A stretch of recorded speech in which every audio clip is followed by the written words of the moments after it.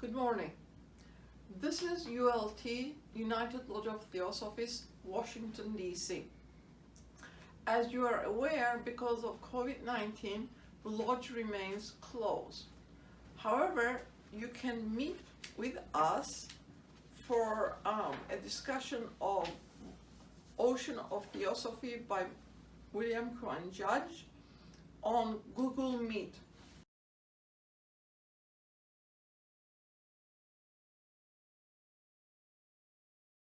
All the information is at our website at www.ultdc.org. The phone number is 301-656-3566. The ULTs are guided by the declaration, which states the following. The policy of this lodge is independent devotion to the cause of theosophy without professing attachment to any theosophical organization.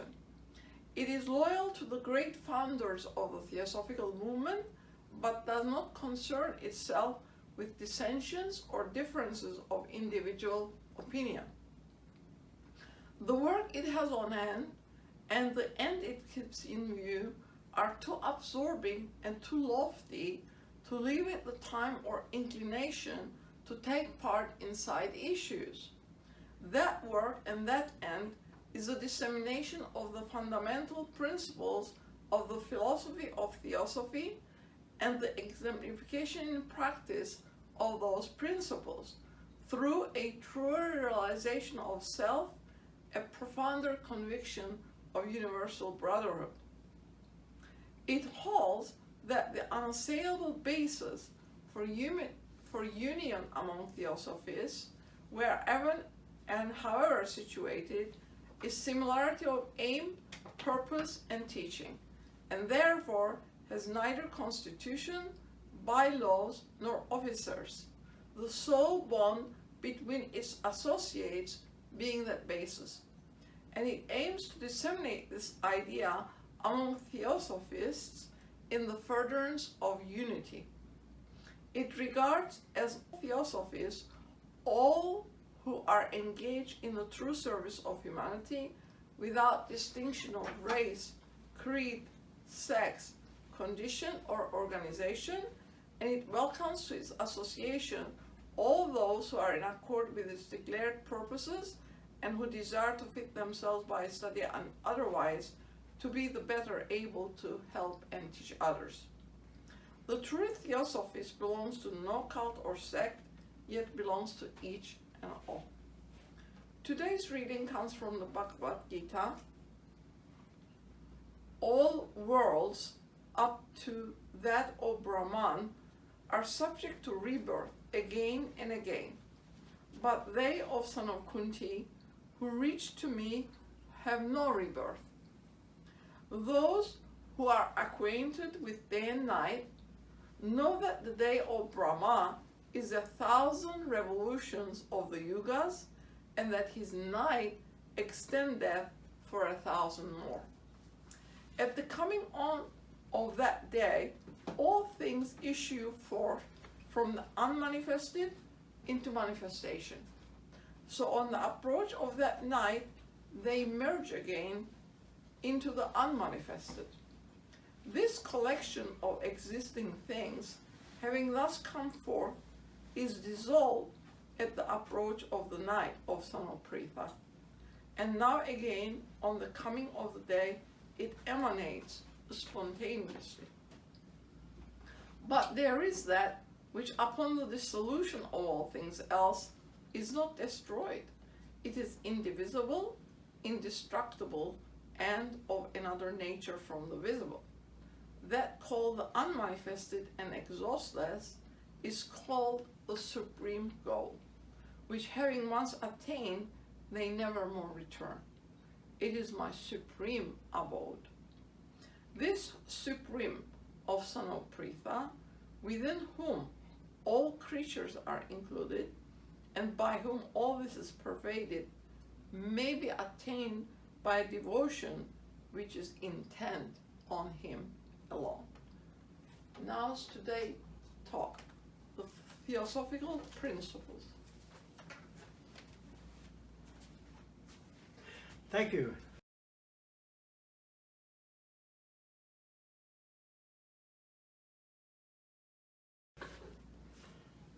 Friends, we're more or less familiar with the visible or objective universe, but we're less acquainted with the invisible or subjective universe, although we live in it continuously. If we call the objective universe the universe of forms, then we can conceive that all forms of every kind arise from and must be traceable back to a principle of formation. This is really the true meaning of the word matter. The principle of forms. Then the imagination reduces the whole visible universe to the primeval state prior to manifestation. As for the invisible universe, we may define it as the universe of mind or ideas. Without regard to mind or ideas, all knowledge of every kind arises from and can be traced back to a principle of intelligence.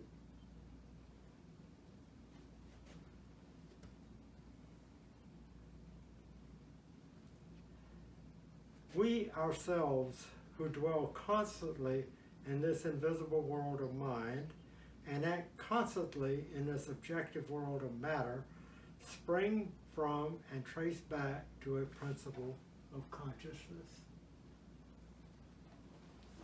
Thus we have the three fundamental principles from which, out of which, and because of which everything is cognizable, changeable, or rememberable, as it was, as it is, and shall be. The principle of formation, the principle of intelligence, and the principle of consciousness. Where these three principles are active and united, there is a being, as we ordinarily understand the word. Each man is himself the witness that these three principles are alternately active and inactive. When they are inactive, they are one, as the analogy of numbers will show. Though there were no objects in the universe, that is, no manifestation, still the principle of numbers would exist. The principle of numbers would remain, but for all practical purposes, as for all intelligent purposes, all numbers would be one number because there are no objects. We may consider then that, number 2 up here, all visible things spring from and will again be resolved into that which has no form, but a principle of form. That all knowledge arises from and will sooner or later be dissolved into that which is no knowledge, but the principle of knowledge, called intelligence. That every being springs from and will sooner or later be dissolved into that which is no being, but the principle of consciousness. Having consciousness, intelligence, and matter, but no manifestation in the sense of forms, it may be seen that the principle of formation manifests from the principle of intelligence. There can be no form except as a result of intelligence operating through the principle of formation.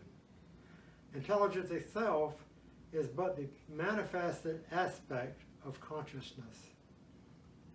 before any period of manifestation, all that was, that had been dissolved into the principle of form, itself the active aspect of intelligence, returns.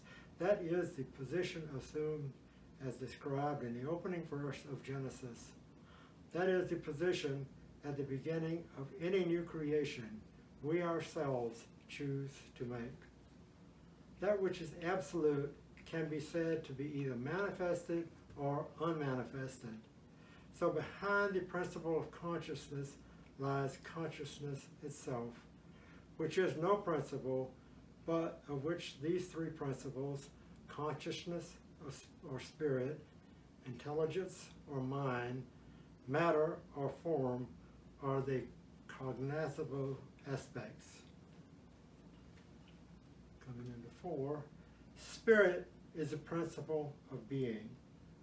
Mind is a principle of intelligence, and matter is a principle of form. Every man in the universe is all three of these things. He is a result of the activity of consciousness or spirit, of intelligence or mind, and of a formation, for he has a body. Theosophy shows that the body of man is so complex that every principle of mechanics is employed in it, that every form of being is in the body of man, and that in the mind of man is every idea that has been evolved during this solar system. It teaches that the consciousness of man is the highest evolution of the monadic principle. And yet, when we trace back to the principle of form, to the principle of intelligence, to the principle of consciousness, out of which arises everything visible and invisible, past, present, or to come, we are not yet at the cause. The cause is never destroyed. Even upon the dissolution of all things else, it is indivisible, indestructible, and of another nature from the visible. That called the unmanifested and exhaustless is called the supreme goal. It, says Krishna, is my supreme abode.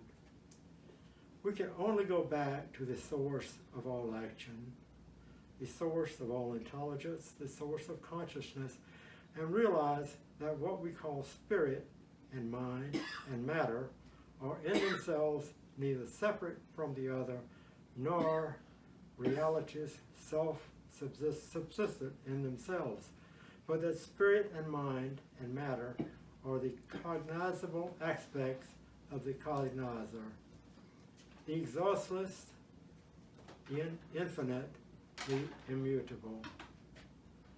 What we call time is a limited portion of endless duration.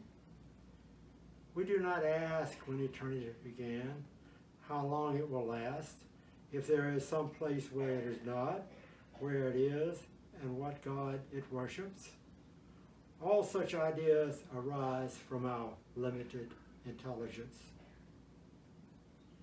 We know that there is something outside that intelligence which arises from our limited form, which arises from our limited consciousness.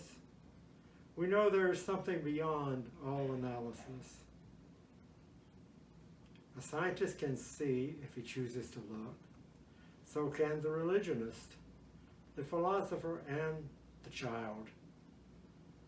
The sinner can see it just as well as the saint, that all forms are due to the activity of the principle of formation. All minds are due to the principle of intelligence. All intelligence is due to the principle of consciousness, called spirit, and that everything is spirit, soul, or mind, and body. When these three are active in any direction, there is the beginning of a cycle of being. The principles of our nature are but our modification and employ of the principles in great nature. So at the birth of the year, the birth of the Son, which Christians have anthropomorphized into the birth of Christ, at that birth moment, at the center of all in the solar system, is the very time when all nature will aid us most if we make a new cycle of spiritual resolution to make the body conform to the intelligence within us. To make the intelligence within us conform to our will as a spiritual being. The same thing is true of our minds. The principle of intelligence active in the solar system is not separate from the solar system any more than our body is separate from the earth. It is not a question of whether we shall use our minds, but how we shall use them. It is possible for each individual to regulate bodily action, outward life, and inner ideas so that every thought shall come to truly mirror forth at once ourself and the self of all, to pass from time to the timeless, to pass from the mortal to the immortal. As for the first principle, that which lives and thinks in man, and which survives from that frame as the masterpiece of evolution, is the eternal principle. There is only one life, one consciousness. It masquerades under all the different forms of sentient beings, and these varying forms, with their intelligence, mirror a portion of the one life, thus producing in each a false sense of egoism. A continuance of belief in that false ego produces a continuance of ignorance, thus delaying salvation. The beginning of the effort to dissipate this false belief is the beginning of the path. The total dissipation of it is the perfection of yoga, or union with God. The entity upon that path of dissipation of false belief cannot be made until resignation is consummated, William Q. Judge tells us. There is but one indivisible and absolute omniscience and intelligence in the universe, and this thrills throughout every atom and infinitesimal point of the whole cosmos, the secret doctrine tells us. Thus proceed the cycles of the septenary evolution and the sevenfold nature of our planet, including that of humanity. We find in that nature the spiritual or divine,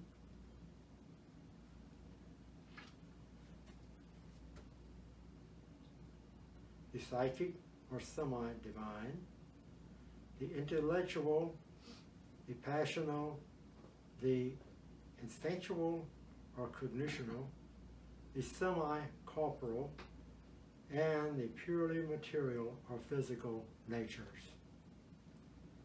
All these evolve and progress cyclically, passing from one into another in a double, centrifugal, and centripetal way, one in their ultimate essence, seven in their aspects.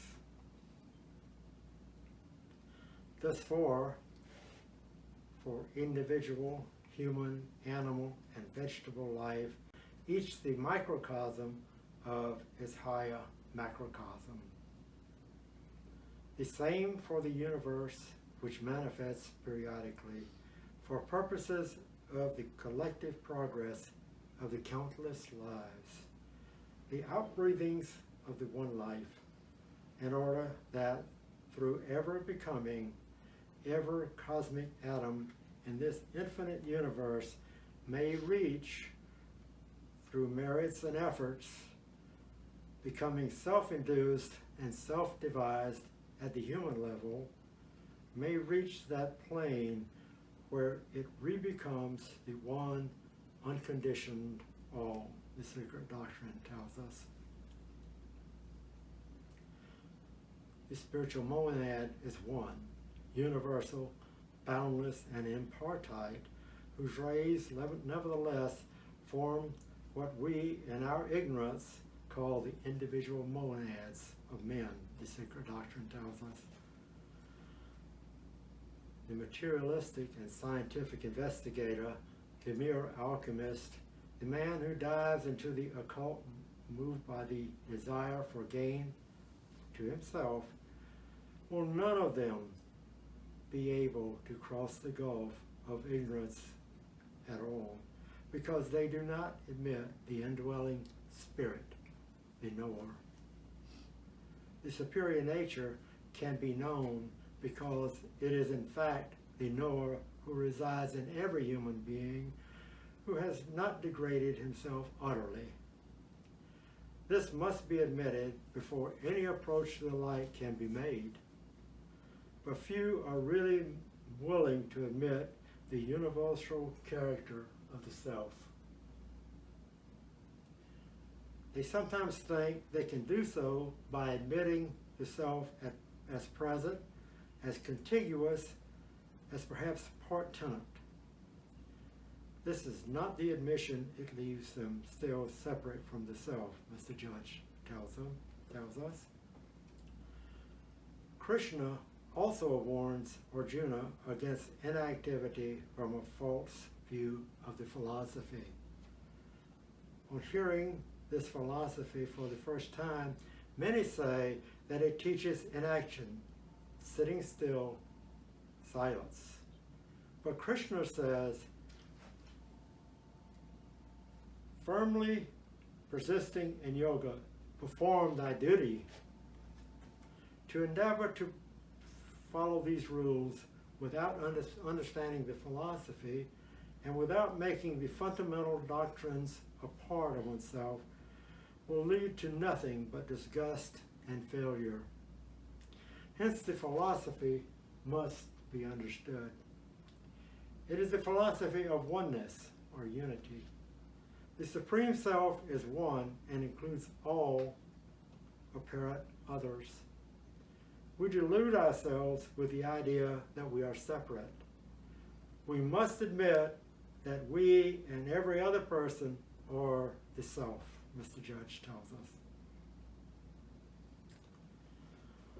The foregoing extracts, taken from among thousands with which the writings of Madame Blavatsky and Mr. Judge are filled, are presented for our consideration.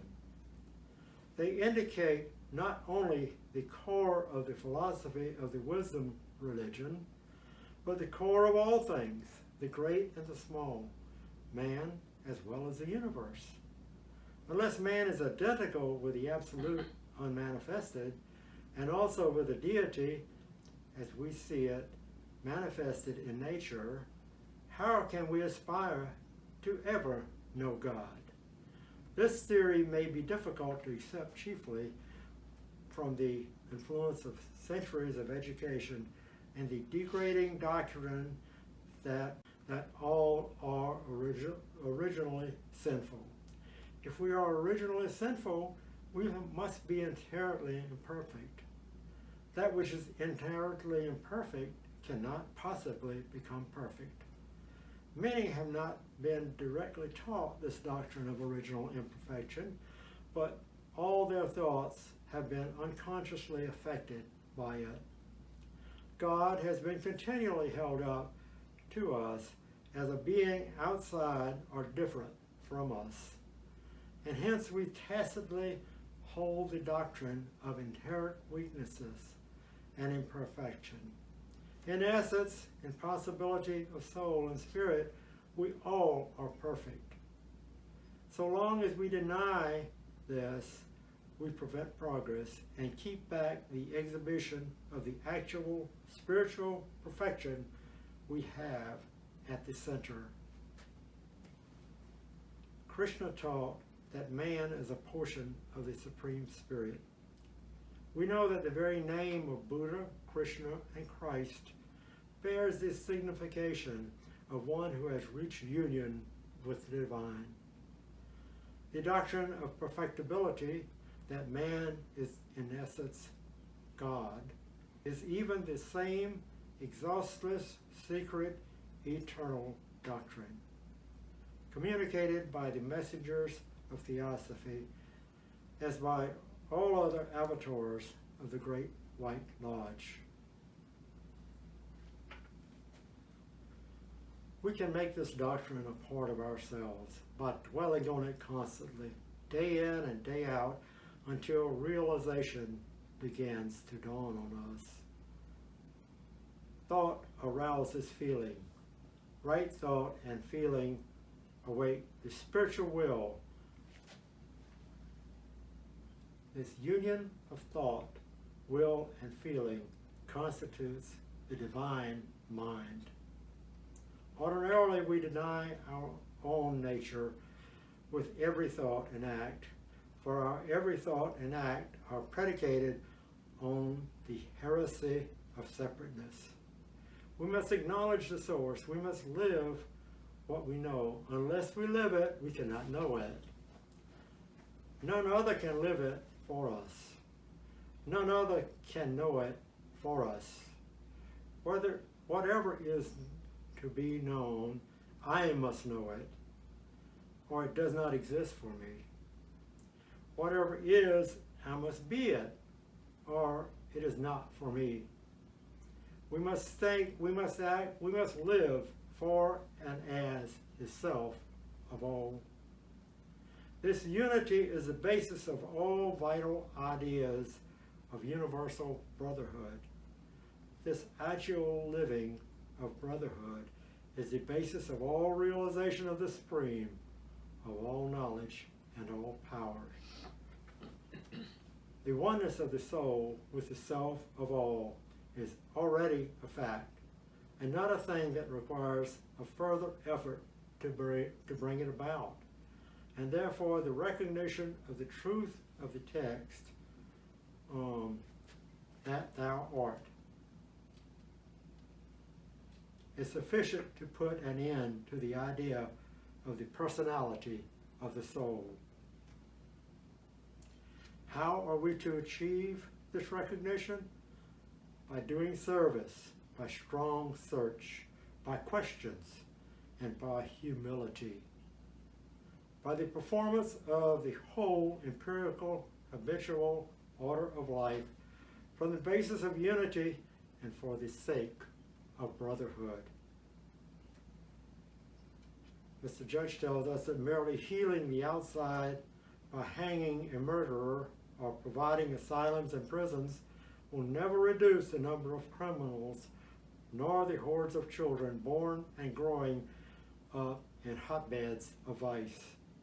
What is wanted is true knowledge of the spiritual condition of man, his aim and destiny. Regret is productive only of error, he goes on to tell us. I care not for what I was, or what any man was. I only look at what I am each moment. Learn that no efforts, not the smallest, whether in right or wrong direction, can vanish from the world of causes. Even wasted smoke remains traceless, the voice of the silence tells us. As for the states of matter, our doctrine shows man is a septenary during life, a quintile just after death in Kamaloka, and a threefold ego, spirit, soul, and consciousness in Devachan. This separation was part and parcel of the performances during the sacred mysteries, when the candidates for initiation enacted the whole drama of death and the resurrection as a glorified spirit, by which name we mean consciousness. The principles save the body, the life, and the astral form, all of which disperse at death, are simply aspects and states of consciousness. there is but one real man, enduring through the cycle of life and immortal in essence, if not in form, and this is Manas, the man, or the embodied consciousness. Names of the sevenfold principles of man can be learned and correlated with the corresponding cosmic principles. Few students go further than this, for few recognize that this is no more than a mechanical theosophy against which Mr. Judge so often warned. The problem is to make the teachings alive and immediate, and each has to do this for himself. How to go about it?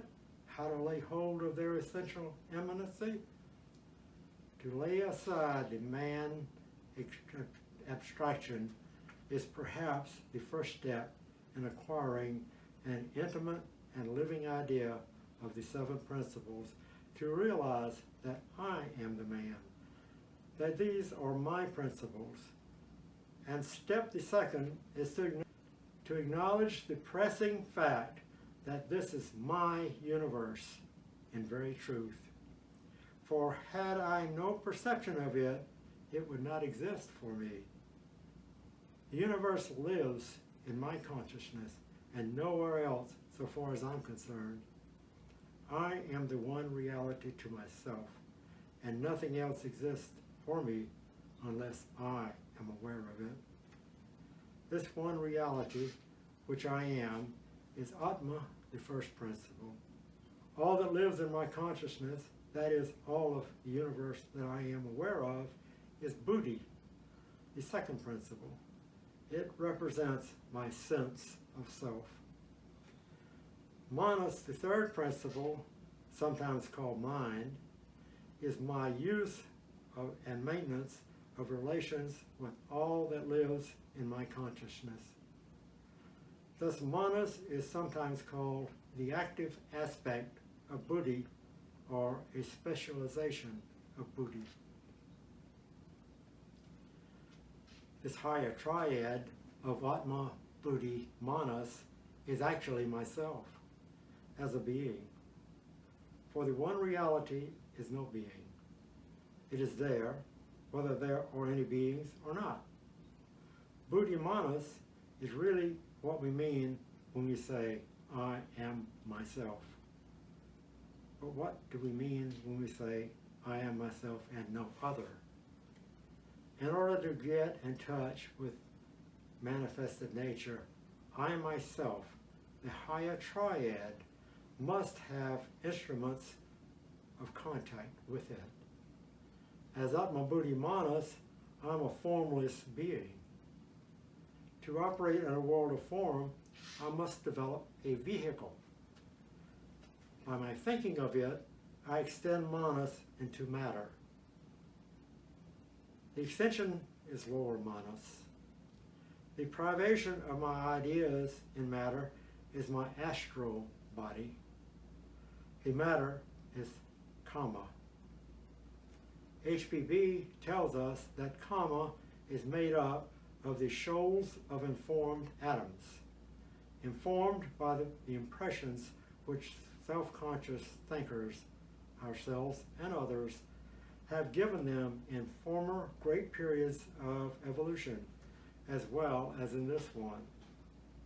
From another point of view, they are the three qualities in nature, the memory in nature of all our former words and deeds. I get my Kama as a result of my former use of these kamic elementals.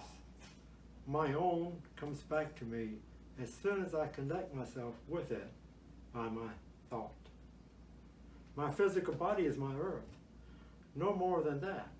It is my physical contact with other beings and classes of beings similarly embodied. So, we have a summarization here of that thou art Atma Buddhi Manas, Kama Manas, astral body, physical body. But what is prana? Prana is a great breath. Step down by and in me, the great systole, and diastole of nature, pulsating in my lungs and heart and every atom of my being. These specimens of the great universe are not presented as just an intellectual exercise, but to inspire us to make the principles a living power within ourselves by truly studying them by the fire of our own seven principles.